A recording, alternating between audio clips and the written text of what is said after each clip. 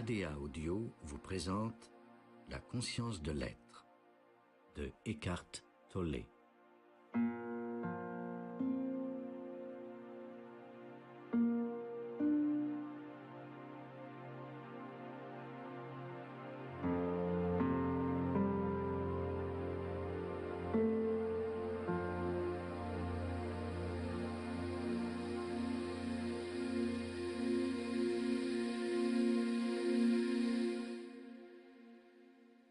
Nous allons maintenant atteindre un état de conscience différent, un état où vous n'attendez pas un futur meilleur, un état où vous n'attendez pas que quelque chose se passe. L'état de conscience normal de l'humanité est un état de non-présence ou d'absence. C'est l'état dans lequel la plénitude de la vie vous échappe, car votre attention n'est jamais vraiment dirigée sur le moment présent. Vous recherchez la plénitude de la vie dans le futur, alors qu'il est impossible de l'y trouver parce que le futur n'existe pas. Lorsque le futur arrive, il est le moment présent. Vivre dans l'attente du futur est devenu tellement normal que la plupart des gens ne se posent même pas de questions. Ils se disent que c'est comme ça et pour nombre d'entre eux, la vie devient frustrante. Elle n'est qu'un fardeau. Ils recherchent la plénitude de la vie, ce sentiment de sagesse ou d'autoréalisation grâce à un événement futur. La plénitude d'être. Un jour, se disent-ils, j'y arriverai. C'est ce que dit le mental. Voici donc un enseignement révolutionnaire. Vous ne pouvez qu'être maintenant. Et vous ne pouvez sentir ce pouvoir qu'au présent, car c'est le pouvoir de votre être. Ce dernier se trouve dans le fait d'être totalement là. Le physique en fait partie, entre autres. Le physique en est tout de même un aspect important. Il n'est pas séparé de l'être. Le physique est une expression temporaire de votre nature, mais n'en est pas séparé. À mesure que nous nous enfoncerons dans la profondeur de l'être, je vous rappellerai que tout votre champ d'énergie physique fait partie de cet état de conscience qui consiste à vivre la plénitude de la vie maintenant, dans chaque cellule de votre corps. Ne vous contentez pas d'écouter avec vos oreilles. Écoutez avec chaque cellule de votre corps, de façon à sentir la vitalité, la vie même en chaque cellule de chaque organe. La vie même. Habitez votre propre champ d'énergie afin d'être cela. Si vous vous contentez d'écouter avec votre mental, vous risquez de rapidement vous ennuyer ferme. Et chaque fois que vous perdez contact avec votre corps et que vous retournez dans votre tête, vos pensées risquent de dériver vers le pays des rêves et des fantasmes, pensant à l'avenir, à ce qui va se passer ce soir ou demain, ou à ce que vous allez regarder à la télévision. 10 minutes plus tard, vous vous réveillez, et vous voilà soudainement revenu. C'est normal. N'écoutez pas seulement les mots, écoutez de tout votre corps. En un sens, les mots sont secondaires ici. Ce sont au mieux des indications. Pour l'essentiel, cependant, l'enseignement a lieu à travers l'état de conscience même. J'appelle parfois cet état la quiétude. Il se produit autour de vous un champ d'énergie qui est une expression du nouvel état de conscience. Malgré sa puissance, ce champ d'énergie ne fait aucun bruit. Il est calme, silencieux et très subtil.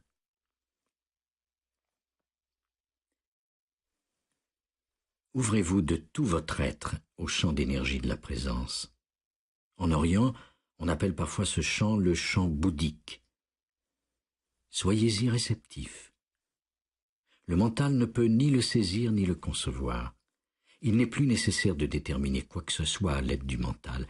Le mental n'est que périphérique.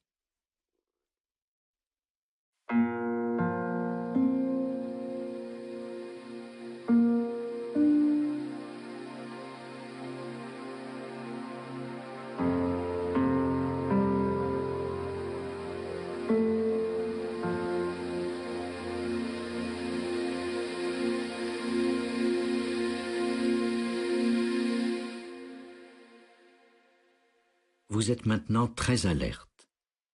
Il est nécessaire, pour être réceptif au champ d'énergie, de rester ouvert dans une présence alerte. Dans cet état, il est tout à fait impossible de s'ennuyer. C'est inconcevable. L'ennui est un état qui se produit lorsque vous êtes dans le mental, coupé de la vitalité, de la plénitude et de la profondeur de la vie de votre être. Vous êtes pris au piège du mental, et le mental ne reçoit pas assez de nourriture ni de stimulus. Alors, l'ennui s'installe car le mental a un besoin continuel de nourriture ou de stimulus. Qu'est-ce que je peux engloutir ensuite? Qu'est-ce que je peux me mettre sous la dent? Quoi d'autre? Et quoi d'autre encore? Lorsque vous êtes coincé dans le mental, vous ressentez une agitation constante. Tous les médias visent à satisfaire cette agitation, à nourrir l'esprit essentiellement avec des banalités. Lorsque vous allumez la radio ou la télévision, vous écoutez un bavardage incessant. La voix est agitée. Allumez la radio. Si vous ne connaissiez pas la langue parlée et que vous vous contentiez d'écouter le son, vous auriez l'impression que le sujet discuté est incroyablement important. Mais si vous pouviez comprendre ce qui se dit, vous vous rendriez compte de l'inutilité des propos. L'ennui s'installe lorsque vous vous identifiez au mental. L'état de conscience auquel nous allons passer interdit l'ennui. Un rapport étroit avec l'être procure une grande vitalité qui englobe la joie provenant du simple fait d'être, ce sentiment discret mais très puissant de joie qui ne dépend d'aucune source extérieure. L'ennui est impossible dans cet état de conscience. Votre expérience extérieure se transforme en une manifestation de la joie de vivre et devient agréable. Mais c'est parce que vous n'y cherchez pas la plénitude que l'expérience devient si agréable. La recherche de la plénitude par le biais d'une expérience quelconque ou d'un événement futur n'est plus nécessaire. Vous pouvez déjà être pleinement qui vous êtes maintenant, même si vous ressentez une incomplétude dans votre vie extérieure. Beaucoup de gens jugent qu'ils n'ont pas réalisé leur plein potentiel, qu'ils pourraient en faire beaucoup plus. C'est probablement vrai en ce qui concerne votre situation extérieure, votre situation de vie. Vous pouvez atteindre la maîtrise dans tel ou tel domaine de votre vie. Vous pouvez apprendre telle chose, commencer à pratiquer ceci ou cela, devenir habile dans un quelconque domaine. Mais c'est périphérique. Cela peut servir sur le plan extérieur. À moins que vous ne soyez très vieux ou qu'il ne vous reste pas beaucoup de temps à vivre, il vous est toujours possible d'exceller dans un domaine quelconque, d'apprendre et de réaliser votre potentiel au fil du temps ou sur une période donnée. Il existe toutefois une composante plus essentielle et plus profonde que votre situation dans la vie. Cette composante, c'est la vie elle-même, ou l'être. Si vous en êtes détaché et que vous recherchez l'épanouissement et la quiétude par l'entremise de votre situation dans la vie, votre recherche deviendra une source continuelle de frustration et, en fin de compte, de non-quiétude et de souffrance, parce qu'il vous est impossible de trouver l'essence même de celui ou celle que vous êtes. Toute action dans votre vie est à la périphérie de votre être. Alors qu'être est central. Être est le moment présent.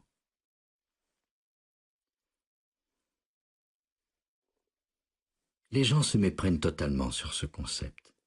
Ils cherchent quelque chose là où on ne peut le trouver. En fait, ils se cherchent eux-mêmes.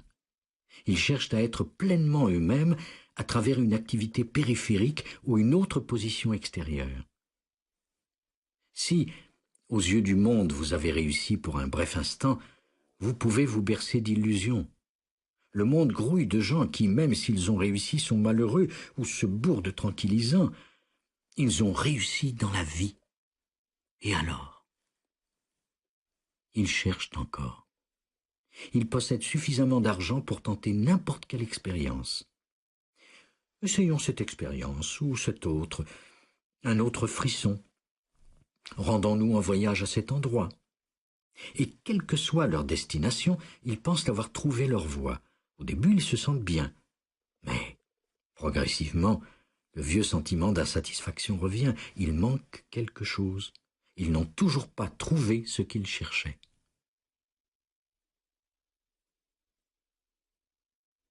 Ou bien ils se rendent à un endroit idéal. Lorsque je gagnerai assez d'argent, je pourrai vivre ici, sur cette île paradisiaque.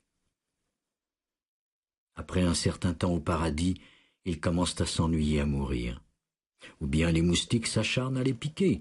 Ils se rendent alors compte que ce n'était pas ça, ce qui peut amener certaines personnes au bord du désespoir. Surtout celles qui estiment qu'elles devraient être heureuses. J'ai réussi. Je suis important aux yeux des autres. J'ai de l'argent. Je peux faire n'importe quoi. Mais il manque quelque chose. Si vous êtes pauvre, vous pouvez toujours vous bercer de l'illusion que tout ira bien lorsque vous aurez de l'argent. Si vous êtes vraiment persuadé que lorsque votre compte en banque aura atteint 10 millions de dollars, tout ira bien, alors il faudra peut-être que vous fassiez cette expérience et que vous la viviez pendant un certain temps. Vous vous sentirez peut-être en pleine euphorie, mais le vieux sentiment d'insatisfaction et le sentiment de manque reviendront vous hanter.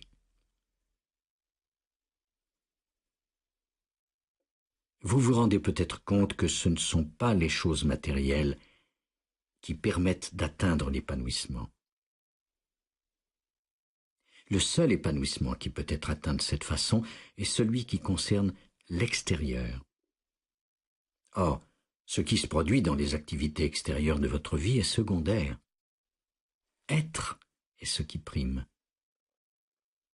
A Course in Miracles fait remarquer de façon admirable qu'il est possible, en un rien de temps, d'être qui vous êtes, d'entrer dans cet état de conscience. Il vous suffit d'être relié à tout votre corps et de rester à l'écoute. Soyez ouverts non seulement aux mots, mais à l'ambiance silencieuse qui vous enveloppe. Il y aura un déclic et une réaction au plus profond de vous-même. Vous parviendrez à cet état de conscience que le mental est incapable d'appréhender, un état de quiétude et d'éveil, un état d'être, tout simplement, dans l'ici, maintenant. Soudain, vous réalisez que rien à l'avenir ne pourrait améliorer cet instant. C'est une prise de conscience très radicale et révolutionnaire. Aucun événement futur ne peut constituer une amélioration par rapport au présent. L'affirmation complète dans A Course in Miracles est en fait qu'il a fallu du temps pour vous égarer aussi complètement, mais qu'il est possible, rapidement, d'être qui vous êtes. Il a fallu des milliers d'années pour vous égarer complètement, pour qu'émerge cet état de conscience dans lequel se trouvent encore les humains. Cet état de conscience est une déconnexion de l'être. Il a fallu du temps pour que cet état de conscience dysfonctionnel se développe. Mais il n'en faut pas pour s'en dégager. Ce n'est pas un événement temporel. Et il ne peut très certainement pas se produire dans le futur. Même si vous ne ressentez que pendant un bref moment un sentiment de bien-être soudain, dans cet état, tous les problèmes de votre vie deviennent périphériques à votre être. Ils ne vous remplissent pas du sentiment de qui vous êtes. Ce sont de petits mouvements qui se manifestent par vagues à la périphérie de votre être, et vous éprouvez la plénitude et la vitalité de votre être.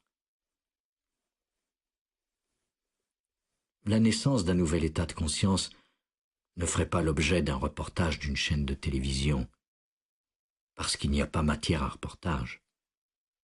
Si, par contre, il s'agissait d'une réunion évangélique au cours de laquelle nous nous mettons à hurler, à pousser des cris et à trembler, les journalistes diraient alors « Ah bon, c'est ça qui se passe ici !» Mais la conscience de ce nouvel état de conscience. Il ne semble pas exister de notion que le mental serait capable de saisir qui nous permettrait de déclarer « oui, c'est ça ». Ce nouvel état est discret et en même temps très puissant.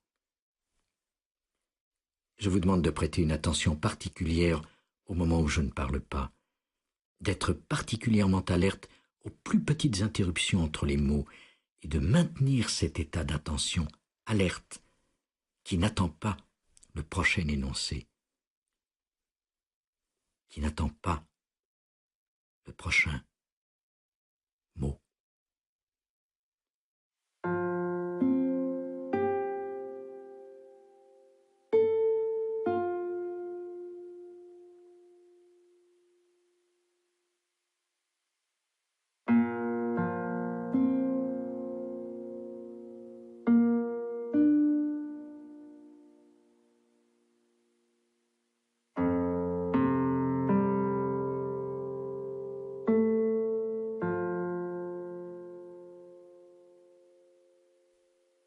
C'est la conscience même qui sous-tend le tout avant qu'il ne devienne quelque chose. Du point de vue du mental, cela ressemble au néant. Mais ce n'est pas le néant. Seul le mental juge que c'est le néant. Si cela ressemble au néant, c'est uniquement parce que le mental ne peut le comprendre. Il ne peut pas le saisir parce que le mental fait partie de la conscience conditionnée, le monde de la forme. La pensée est aussi une forme.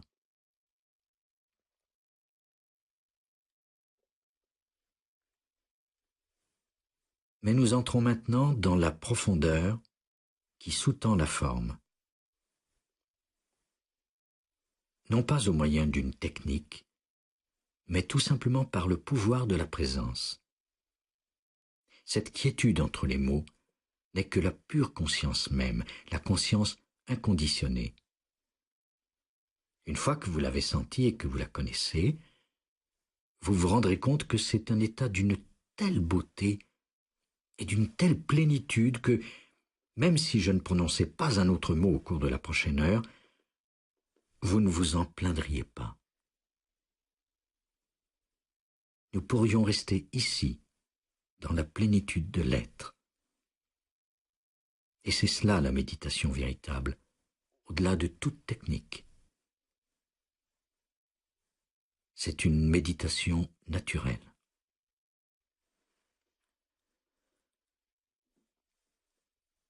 Toutes les techniques de méditation visent à nous amener à cet état. Si elles n'y réussissent pas pour la plupart, c'est parce qu'elles vous accordent du temps pour y parvenir. Elles comportent des étapes. Étape 1, étape 2, étape 3. Il arrive, bien que rarement, que vous parveniez à pratiquer la méditation lorsque vous faites abstraction de la technique. Je ne vous donne pas le temps. C'est pour ça que chaque fois que vous perdrez contact avec l'être et que vous dériverez vers le mental, vous trouverez ennuyeux d'être là à écouter cet enregistrement. Parce que sans l'élément temps, le mental se sent très frustré. Il n'y a rien de pire pour une personne qui n'est pas reliée à l'être que de se faire dire qu'il ne lui reste plus de temps, qu'elle sera partie dans quelques heures ou dans quelques semaines. Imaginez que le médecin vous annonce qu'il ne vous reste que 2 mois à vivre. 2 petits mois. Qu'est-ce qui se passe? Vous ressentez une souffrance et un désespoir immenses. Ou bien, soudainement, vous entrez dans un état de conscience intemporelle parce que le temps cesse de fait d'être pertinent. Pendant que vous écoutez, prenez conscience du champ d'énergie qu'est l'écoute. L'être qui rend l'écoute possible et qui englobe votre champ d'énergie au complet, votre corps tout entier. Vous écoutez même avec votre petit orteil, avec vos jambes. Tout votre champ d'énergie est présent.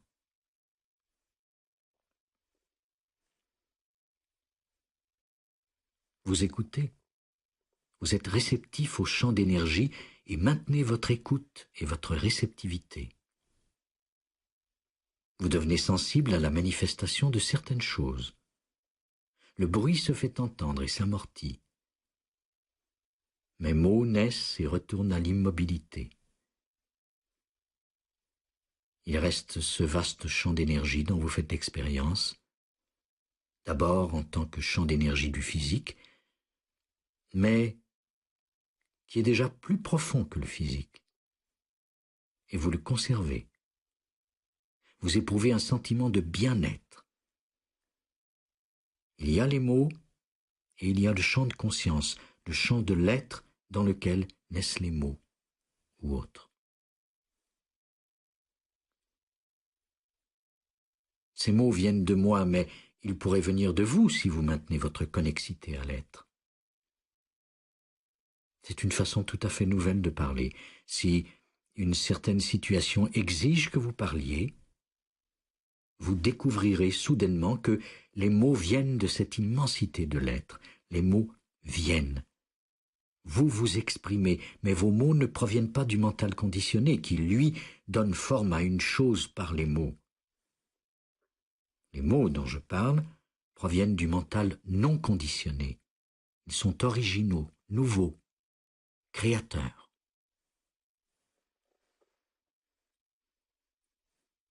C'est ainsi que vous devenez un être profondément créatif. Vous l'êtes déjà dans cet état de lien. Vous pouvez aussi agir. Ce n'est pas vraiment vous qui agissez. La totalité de l'être agit à travers vous par l'entremise de cette forme. Vous vous alignez sur quelque chose de plus vaste, d'infiniment plus puissant que votre petit mental. Mais votre petit mental n'est pas séparé de votre être. C'est un aspect minuscule de l'être. Mais lorsque le mental prétend être la totalité, c'est une illusion. Le mental est comme la flamme d'une bougie, et la totalité de l'être est le soleil. Il existe une relation étroite entre la flamme et le soleil. Ils ne sont pas vraiment différents parce que l'énergie qui brûle dans la flamme de la bougie provient à l'origine du soleil. C'est de l'énergie solaire emmagasinée. Même la flamme de la bougie, en réalité, fait partie du soleil. Elle est le soleil. Ainsi, le mental n'est rien s'il est séparé de l'être. Mais c'est la flamme d'une bougie, magnifique, mais minuscule comparée au soleil.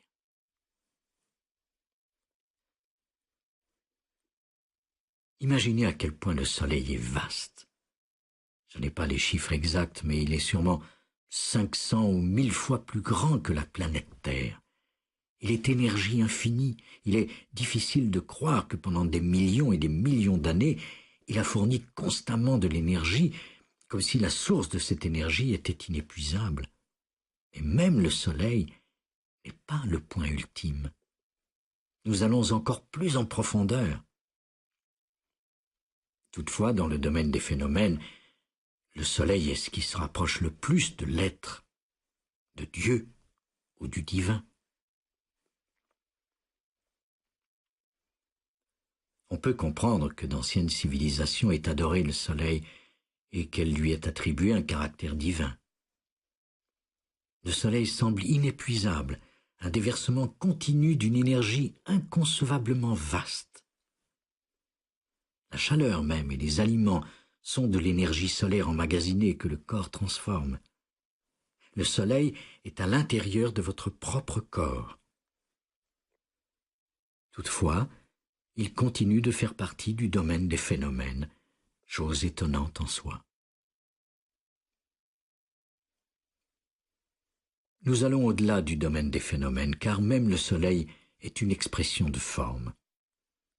Or, il existe quelque chose de plus profond et de plus puissant, et c'est l'énergie de la vie, ou l'être lui-même. et tout dans le cosmos en est l'expression. Lorsque nous entrons dans le cosmos, nous allons au-delà de tout phénomène, y compris les plus grandioses, les plus merveilleux, comme les galaxies et les milliards de soleils qui existent. Notre Soleil n'est que l'un des milliers de milliards de soleils qui existent et qui, souvent, sont 100 fois plus grands que lui. Une immensité inconcevable, et pourtant tous les soleils font aussi partie du monde des phénomènes qui prennent naissance dans le temps et par l'entremise du temps. Nous allons aller au-delà de ce concept. Tous les phénomènes naissent de l'immensité de l'être, et cet être lui-même n'est pas une forme. On ne peut le saisir parce qu'on est cela. On ne peut y penser. Tout comme la flamme de la bougie est incapable d'appréhender le soleil, même si elle se met à y penser. Toutefois, on peut être cela parce qu'on est cela. Laissez alors l'être s'exprimer à travers cette forme. Vous n'êtes plus une petite personne qui essaie de comprendre ce qui se passe, de gagner sa vie, d'avoir de l'argent ou d'accomplir ceci ou cela, ou qui essaie d'avoir une certaine importance dans le monde. Toutes ces actions deviennent en réalité des absurdités. Chose étrange, lorsque vous êtes en connexité avec l'être, vos circonstances extérieures s'améliorent considérablement parce que quelque chose de supérieur à vous circule en vous. C'est alors que toutes les choses pour lesquelles vous avez lutté auparavant, j'ai besoin de faire ceci, d'avoir cela pour atteindre l'épanouissement, se produisent. Et d'autres viendront de vous, exprimées sous une forme quelconque. Vous êtes relié à l'être.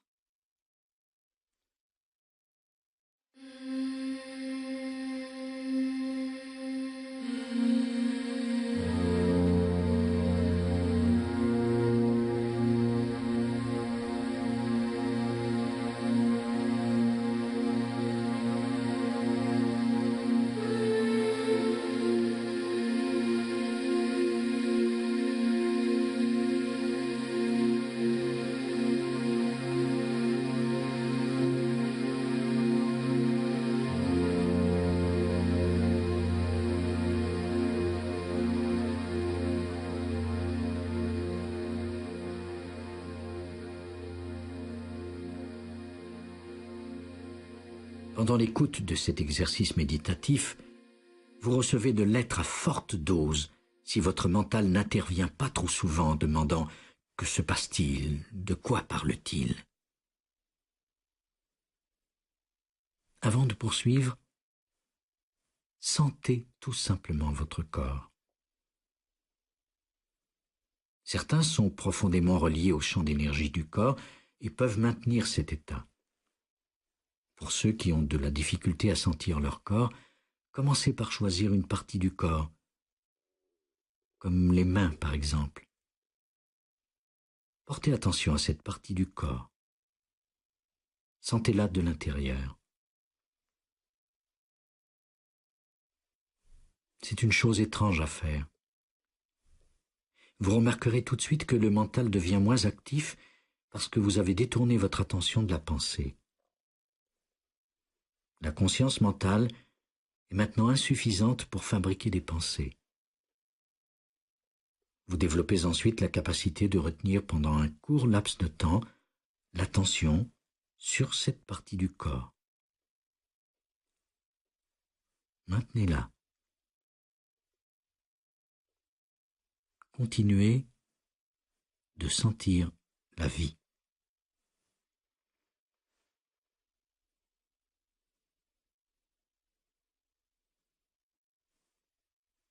Ça commence par une chose tellement simple. Le mental dit « c'est trop simple, il doit y avoir une technique plus compliquée ». Et ce n'est même pas une technique.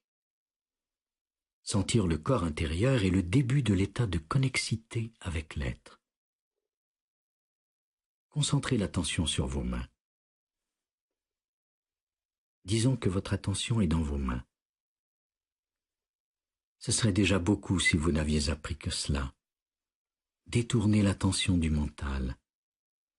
Maintenir l'attention sur le champ d'énergie de vos mains et y sentir l'énergie de la vie.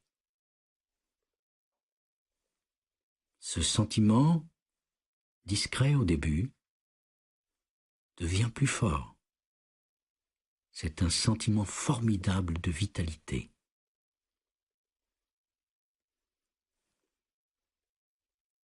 Il serait alors très difficile pour une maladie quelconque de s'infiltrer dans vos mains à cause de la grande présence qui se manifeste alors. Cette grande vitalité donne l'impression que chaque cellule exulte et dit « ça fait du bien, je me sens en vie ». Toutes les cellules dansent de joie. C'est ce que vous allez ressentir. Imaginez alors si vous mainteniez l'attention sur tout votre corps, toutes vos cellules dans un état de joie. Il est difficile qu'il arrive quelque chose au corps lorsqu'il est dans un état de joie et de vitalité. Nous ne pouvons pas attendre que cet état se produise. Nous entrons dans cet état maintenant. Être capable de percevoir le monde et d'entrer en relation avec lui sans le bagage mental accumulé est une transformation révolutionnaire. Vous vous libérez de la personne entière que vous étiez à vos yeux, qui est le résultat du conditionnement dont vous avez fait l'objet. Ce conditionnement, ce moi, devient un fardeau, le fardeau de la personne qui essaie de trouver un épanouissement ou une réponse ou une libération par l'entremise du futur jamais atteint.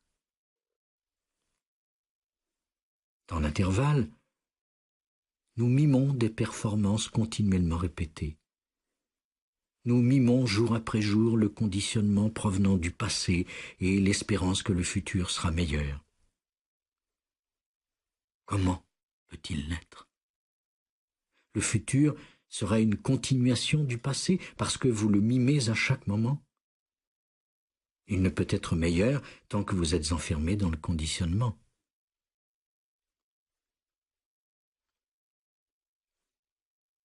Il est tellement simple de s'en libérer, et pourtant, très peu de gens semblent le savoir. Pourquoi? On dirait presque une conspiration. On ne parle jamais de cela, on garde le silence à ce sujet. Il est tellement simple de se libérer de la personne limitée et conditionnée que l'on est. Chaque personne, même si elle est présidente d'une compagnie, est une petite personne. La position sociale est très limitative. Un jour vous ne serez plus président, alors vous vieillirez et soudainement votre fonction sociale n'existera plus. Votre position sociale disparaîtra. Mais alors, qui suis-je maintenant? Juste un vieillard. Il est tellement simple d'aller au-delà, de sorte que vous ne cherchez plus la plénitude par le conditionnement qui vous permet de mieux réussir, d'avoir plus de poids, d'attendre que le monde vous dise que vous êtes important, que vous êtes quelqu'un. Le monde pourrait vous le dire, mais ensuite changer d'avis et vous déclarer que vous êtes un moins que rien. La libération commence lorsque vous vous dissociez du mental en concentrant l'attention sur vos mains. Je dis mains pour ceux d'entre vous qui ne sont pas encore capables de sentir le corps au complet. Commencez par les mains. Si vous pouvez sentir le corps au complet quand je dis mains, alors sentez le champ d'énergie au complet du corps. Autrement,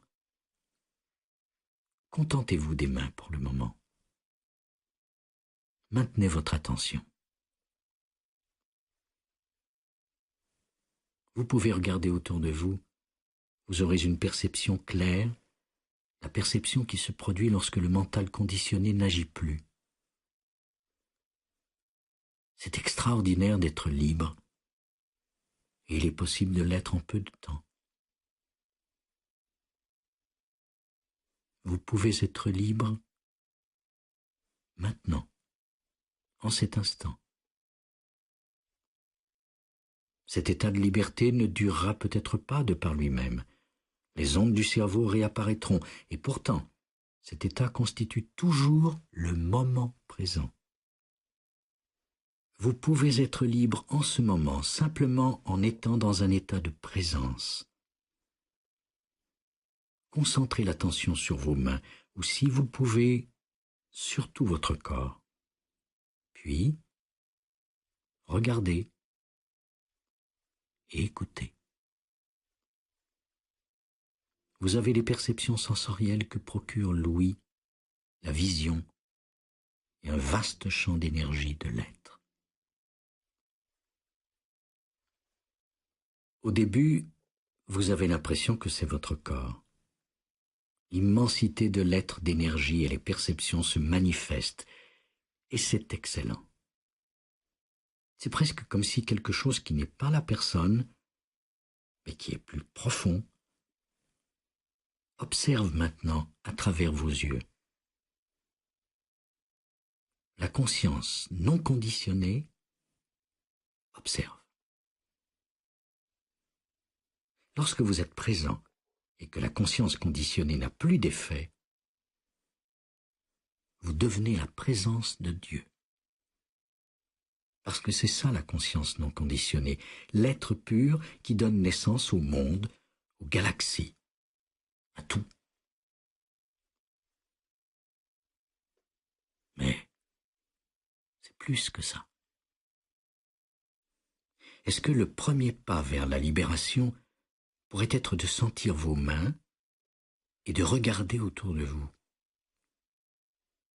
Est-ce que cela veut dire qu'il n'est pas nécessaire d'aller à un monastère en Extrême-Orient ou de consacrer 20 années à la méditation intensive? Ou encore de suivre des cours qui durent des années pour décrocher un certificat? C'est incroyable que l'atteinte de cet état soit si simple. C'est une pratique à laquelle vous pouvez vous livrer seul, chez vous, à n'importe quel moment. Asseyez-vous et établissez un lien avec le champ d'énergie de votre corps ou, si cela vous est toujours difficile, avec une seule partie du corps. Maintenez-y votre attention. Maintenez-la. Continuez à la sentir. Puis, commencez à percevoir et à regarder autour de vous, ou à écouter et à regarder. Vous verrez que la contrainte à étiqueter ou à fuir ce moment, qui est le mental, n'est plus là. Cet état est totalement vôtre.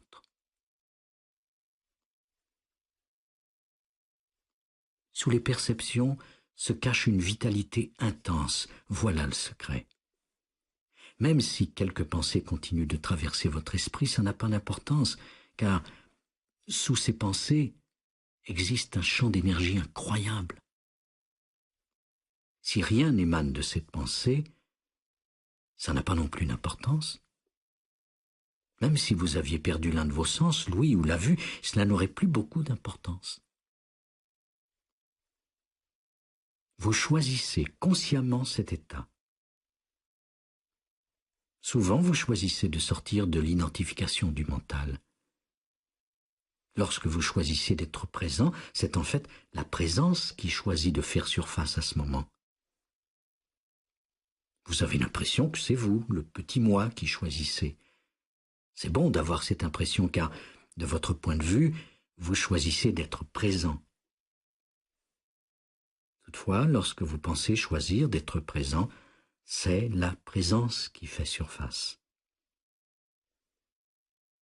De la perspective limitée du moi distinct, on dirait que vous la faites apparaître.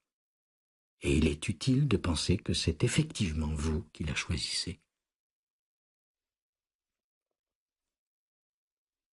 Je dis souvent que vous pouvez choisir. Il vaut mieux dire que vous pouvez choisir que dire que vous ne pouvez rien faire, car dans ce cas, vous pourriez vous contenter de vous asseoir en face de la télévision avec une canette de bière et attendre l'illumination. Certains enseignements affirment que l'être humain n'y peut rien. C'est peut-être vrai en définitive, mais ce n'est pas bénéfique. Vous n'êtes pas séparé de la totalité. La totalité se meut à travers vous. Lorsque vous vous voyez en train de faire quelque chose, c'est plutôt que quelque chose est en train de se produire.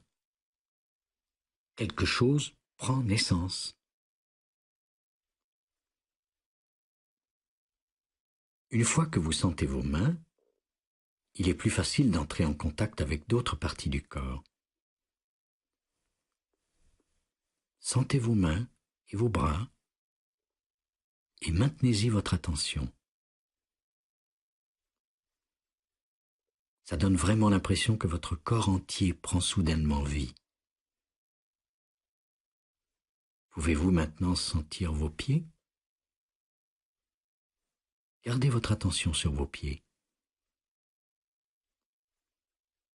De façon très discrète au début. Sentez vos jambes, votre poitrine,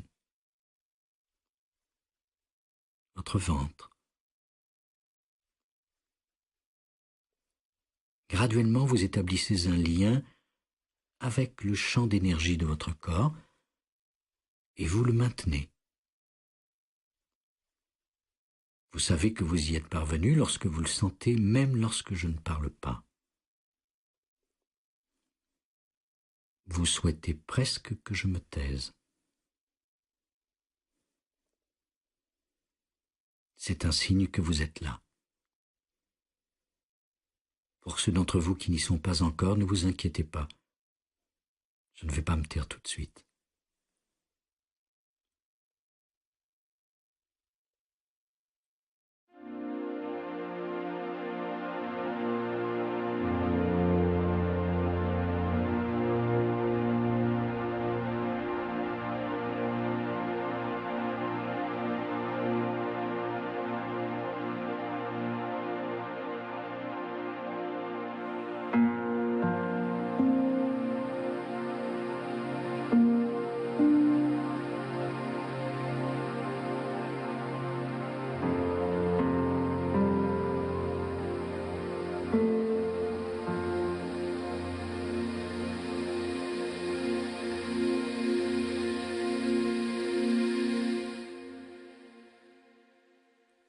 Par rapport à la vitalité d'être, les mots ne signifient rien. La quiétude est un aspect important de l'être. La vitalité est aussi une profonde quiétude, car rien ne se produit dans l'être même. Être reste un état de pur néant du point de vue mental. Lorsque cet état se produit, une chose prend forme et se transforme. Un événement a lieu, une forme naît. Toutefois, rien ne se produit dans l'être et il n'est pas nécessaire que quelque chose se produise. Tout événement est temps et forme émanant de l'être. L'être devient quelque chose et retourne à l'être. Lorsque vous êtes relié à l'être, il n'est pas nécessaire qu'il se produise quelque chose. Après un certain temps, toutefois, vous avez graduellement le sentiment que ce qui se produit, perception des sens, événements, situations, se produit à la surface de l'être. Ce qui se produit ne vous remplit plus. Vous êtes l'être. Et vous gardez alors votre attention sur le champ d'énergie du corps.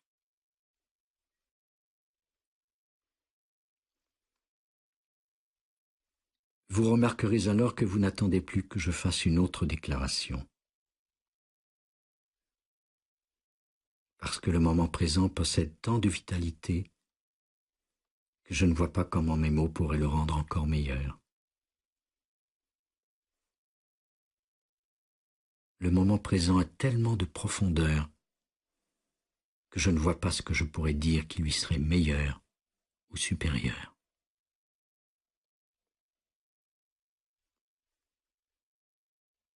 Votre existence en tant que personne, en tant que phénomène, se produit encore. Cela ne veut pas dire que tout devient maintenant statique. En ce moment, nous permettons à cet état de prendre naissance, de faire surface. Dans cet état, vous pouvez agir. Vous pouvez être actif en dehors de cet état. Vous pouvez vous maintenir dans cet état sans être confiné à être assis sur une chaise. Ce serait très limitatif.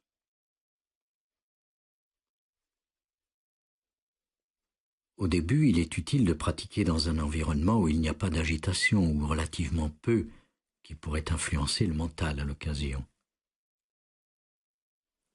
Nous sommes immobiles et nous le restons, et sommes encore plus immobiles de l'extérieur. Certaines personnes peuvent y réussir plus facilement par l'exercice de certaines activités. La pratique du tai chi, qui exige que vous soyez très présent, vous permet d'établir un contact avec votre corps. Les activités dangereuses vous forcent aussi dans cet état de présence, car si vous pensiez au repas du soir en faisant de l'escalade, vous risqueriez d'avoir un accident. Vous êtes donc obligé d'être présent. Toutefois, même la pratique d'une activité peut devenir limitative parce que vous en arrivez à associer cet état de conscience à une activité en particulier. Et vous revenez à l'ancien état de conscience pour le restant de vos jours. L'état de connexité se caractérise toujours par un très haut degré de vigilance et d'état de veille. Un grand éveil.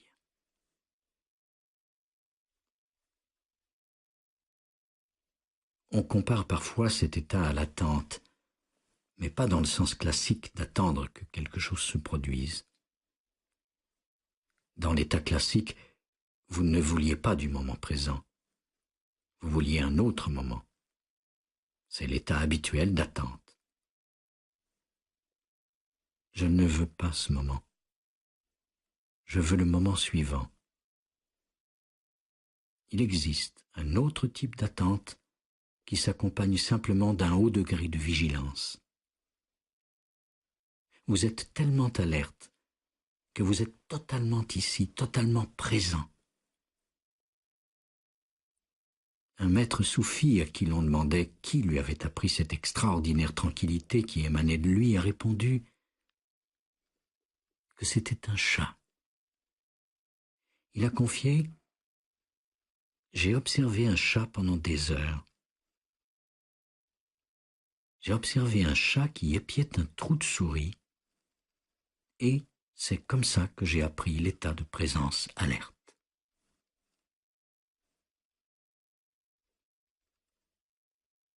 J'ai observé un chat qui épiait un trou de souris. Ce n'est pas une attente impatiente. C'est simplement être là. Si vous observiez un chat qui épie un trou de souris pendant des heures, vous deviendriez présent, vous aussi. C'est ça l'état de bien-être. Avez-vous observé un chat qui épie un trou de souris? Il reste parfaitement immobile. Pas une seule pensée ne lui traverse l'esprit.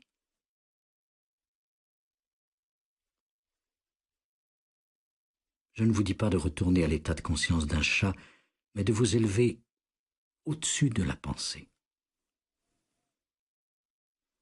Même si cet état présente des similitudes avec l'état général des animaux, c'est un état qui présente une connexité beaucoup plus grande avec l'être, avec la source, que la plupart des humains. C'est pour cette raison que les animaux n'ont pas les problèmes qu'affrontent les humains. Ils ne sont pas la proie des problèmes et ils n'ont pas besoin de thérapie. Le chagrin ne s'accumule pas chez eux, sauf dans le cas des animaux qui vivent à une telle proximité d'humains névrosés qu'ils finissent par afficher un comportement névrotique. Aucun animal à l'état sauvage n'est névrosé. Vous pouvez en fait acquérir cet état de conscience dont je parle souvent en étant tout simplement très attentif et en observant un animal, de préférence une bête sauvage. Mais même certains animaux qui vivent avec des humains réussissent à rester sains d'esprit. Il est merveilleux d'observer un chat, comment il se déplace, son mouvement gracieux, comment il est totalement impliqué dans le moment présent, comment il se détend, la forme de son corps quand il est couché et qu'il se détend. La forme d'un chat qui se détend présente une telle harmonie que de nombreux peintres l'ont prise pour sujet. C'est surprenant que les chiens soient encore sains d'esprit après avoir cohabité avec les humains pendant des milliers d'années. Rien ne peut faire disparaître la bonté, la vie et l'amour qui existent chez un chien. Quelque fou que soit l'environnement humain, les chiens sont encore vivants aujourd'hui et prêts à célébrer en tout temps. Et leur queue se met à frétiller. Ils sont en vie.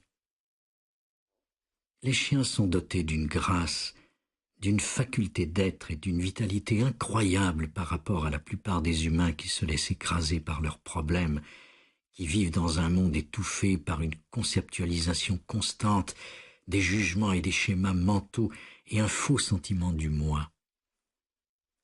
L'observation de la joie d'un chien prêt à célébrer en tout temps la vie est en elle-même une joie. Tout est cause de célébration pour le chien. Il y a un grand sentiment de bonté, la bonté de la vie se manifestant par l'intermédiaire de cette forme particulière. Observez ensuite les oiseaux et autres animaux à l'état sauvage.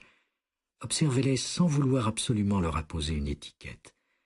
Pas en disant « Oh, le beau petit oiseau, comment s'appelle-t-il? Je ne peux tout simplement pas me souvenir de son nom. » Vous n'observez pas réellement cet incroyable être que l'esprit étiquette comme étant une espèce d'oiseau ou une autre. Vous lui apposez immédiatement une étiquette. C'est ainsi que le monde s'éteint de plus en plus. Mais il est plus facile, si vous voulez vraiment vous consacrer à l'observation et en tirer un enseignement, de maintenir un lien avec le corps pendant que vous observez. C'est pourquoi la pratique immobile est si utile. Vous sentez tout votre être, votre champ d'énergie, et ensuite vous observez un animal. Vous ne dites plus rien. Vous observez seulement dans un état d'attention alerte, sa façon de se déplacer, de s'arrêter. L'état de vigilance chez un oiseau, comment il bouge sa tête. Il n'a pas d'image de soi. Il n'a pas de problème d'estime de soi ou autre. Il est lui-même. Il est totalement lui-même.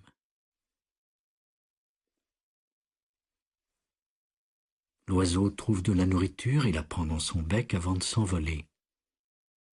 Il ne décide pas de voler. Il vole tout simplement.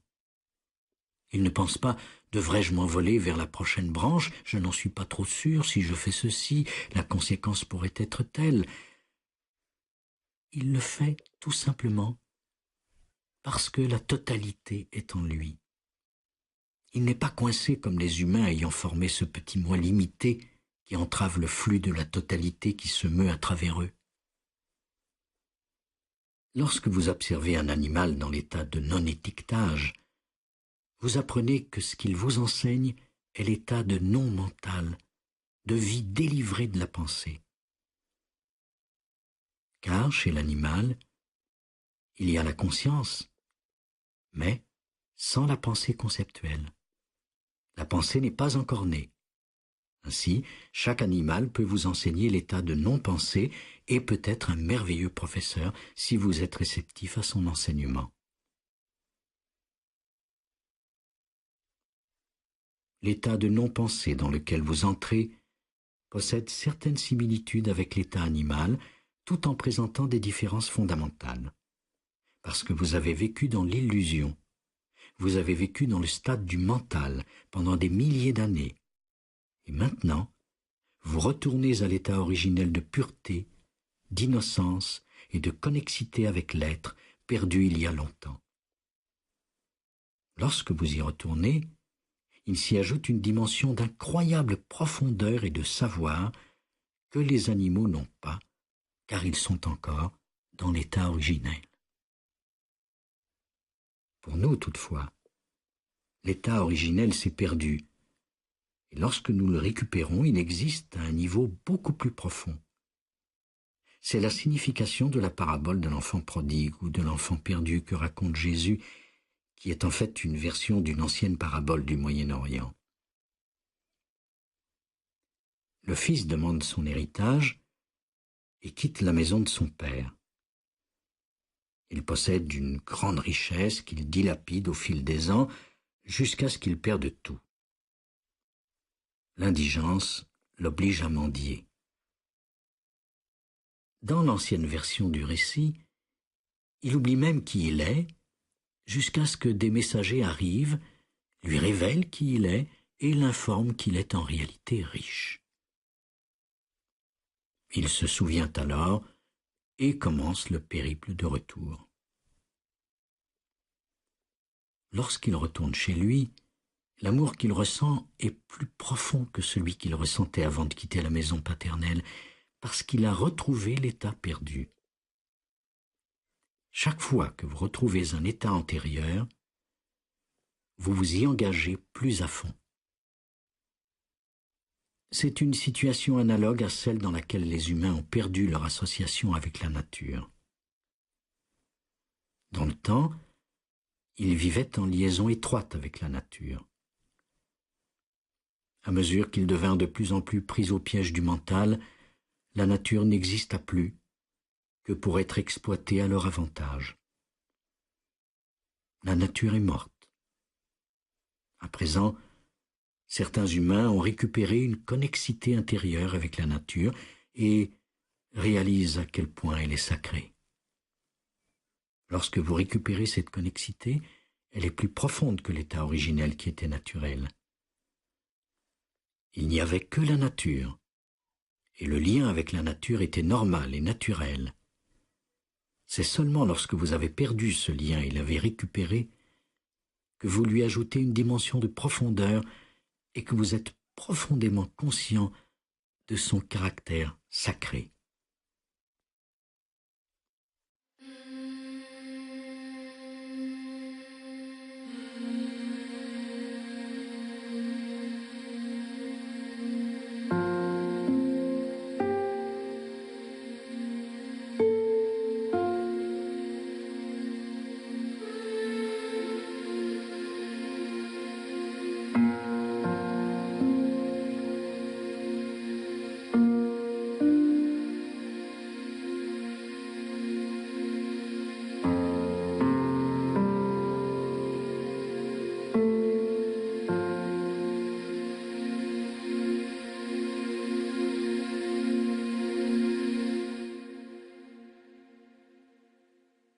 Revenons aux animaux. Les animaux vous enseignent l'état de non-mental, bien qu'en fait l'animal soit au stade préalable à la pensée. Et vous vous dirigez vers un stade qui va au-delà de la pensée, où la pensée peut encore être utilisée, mais où elle cesse de vous contrôler. C'est ce que vous faites en ce moment. Pour aller au-delà de la pensée, pour aller au-delà de la nécessité de penser, à moins que vous n'ayez des choses à mettre absolument au point, ce qui arrive à l'occasion.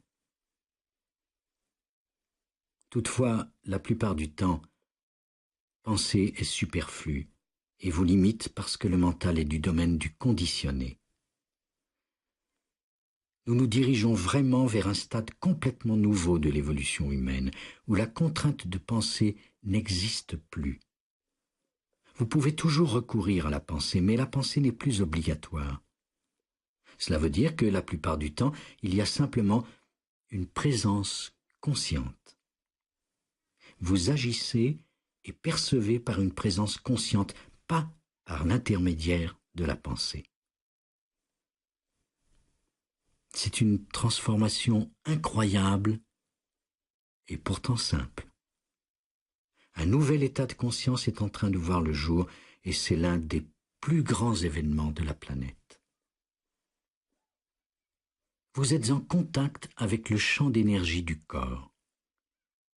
Maintenez cet état. Il vous arrivera de trouver que le mental veut y pénétrer. Il pousse. Il essaie quelques pensées. Il espère qu'une seule pensée accaparera votre attention. Le mental dit « D'accord, essayons cette pensée. Rappelons-lui ce problème qu'il aura à affronter la semaine prochaine. Voyons si nous pouvons monopoliser son attention. » Alors, une petite pensée éclot, qui peut rapidement capter toute votre attention au détriment du corps. L'attention quitte le corps et se porte sur cette pensée qui devient alors un courant de pensée. Une chose mène à une autre. Les pensées foisonnent et se transforment soudain en un vaste courant de l'esprit. Tout à coup, vous pensez « Ah oui, mes problèmes, je ne devrais pas être ici, j'ai beaucoup de choses à faire, pourquoi suis-je venu ici ?» La chose pourrait se produire. Il vous est plus facile d'en être conscient ici, maintenant, à cause de la présence que vous ressentez en écoutant cet enregistrement. Lorsque vous devenez conscient de l'invasion du mental, vous dites « Je me suis égaré pendant 10 minutes. » Ramenez simplement votre attention sur le corps. Soyez présent. Cet état vous devient familier. De plus en plus, il y aura sur le plan énergétique une intensification du fait d'être là, à écouter pendant quelques heures qui, en fin de compte, ne sont pas quelques heures. Ces heures ne constituent réellement qu'un seul moment intemporel qui augmentera l'intensité de cet état de conscience, de cet état de présence. Ne confinez pas votre pratique au moment de calme. Faites-la dans des situations simples au début. L'état de quiétude ou de présence qui se produit lorsqu'on rencontre quelqu'un. Dites bonjour à la personne et regardez-la quelques instants. Si vous pouvez sentir le corps et regarder sans porter de jugement, qui regarde alors? Est-ce vous la petite personne, ou y a-t-il quelque chose de plus grand que vous qui regarde à travers vos yeux? Plus grand que vous, et pourtant, vous, l'énergie, la conscience même, regarde. Ce n'est plus la conscience limitée, conditionnée, mais la personne elle-même. Lorsque le mental se tait et que vous percevez l'autre personne, qui perçoit? On pourrait dire que ce n'est pas une personne en tant que telle qui perçoit, parce qu'il n'y a pas de jugement, pas d'étiquetage. Il y a une énergie. Vous vous reconnaissez progressivement comme tel. Pas comme la personne, mais comme la conscience elle-même, et la conscience regarde. Lorsque vous regardez le monde en tant que conscience, vous voyez l'incroyable beauté qui règne partout. Et partout où vous regardez, vous avez l'étrange sentiment que vous vous regardez vous-même. Vous n'avez pas besoin de formuler ces mots, mais vous avez l'étrange sentiment que tout est fondamentalement vous. Parce que tout est une expression de la conscience sous une quelque autre forme. Chaque humain, chaque plante, chaque fleur, chaque planète, chaque soleil, la conscience devenant temporairement quelque chose.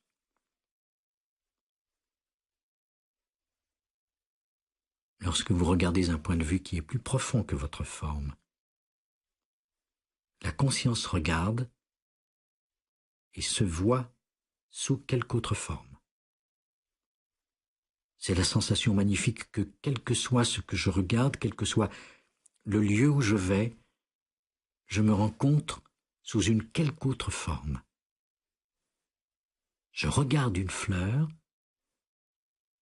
et j'ai le profond sentiment que je suis cette fleur. L'essence de ce que je suis, et je m'exprime en tant que vous, s'exprime dans des millions et des milliards de formes de vie partout. La beauté sous cette forme est éphémère parce que dans quelques jours, la fleur sera fanée. Et pourtant, cette beauté est inséparable de la conscience. C'est simplement une expression extérieure d'une chose inhérente, non manifestée continuellement dans la conscience, non limitée dans le temps. Dans l'état de présence ou de non-étiquetage, reconnaître d'autres formes de vie en tant que soi-même est le sens le plus profond de l'amour. Connaître l'autre comme soi-même est le seul vrai sens de l'amour. L'amour n'est que le fait de savoir que l'autre est vous.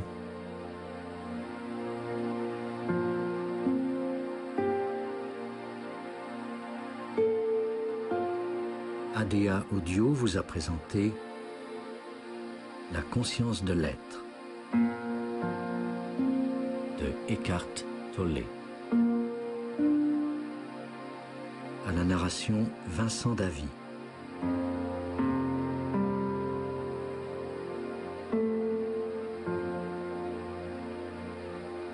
Adaptation audio Cécile Roland. Réalisation, musique et enregistrement Louis Lachance.